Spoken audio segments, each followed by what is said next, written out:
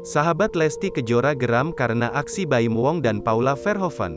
Pasangan artis Baim Wong dan Paula Verhoeven kerap membuat konten bersama.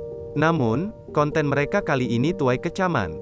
Pasalnya di tengah heboh kasus kekerasan dalam rumah tangga, KDRT, yang dilakukan Rizky Bilar terhadap Lesti Kejora, Baim dan Paula malah membuat konten prank polisi soal KDRT. Mengetahui hal itu, sahabat Lesti Kejora pun geram. Seperti apa luapan amarah sahabat Lesti Kejora karena aksi pasangan artis tersebut? Gara-gara konten, Baim Wong dan Paula Verhoeven lagi-lagi menuai hujatan netizen.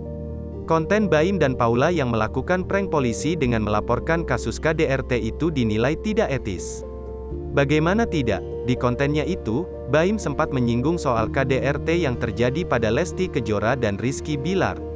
Lagi heboh tuh berita yang KDRT sekarang ya.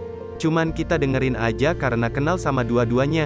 Enggak enak juga berkomentar, ujar Baim dilansir oleh Grid.id dari kanal YouTube miliknya yang diunggah seorang warganet ke akun TikTok, Minggu, tanggal 2 Oktober tahun 2022.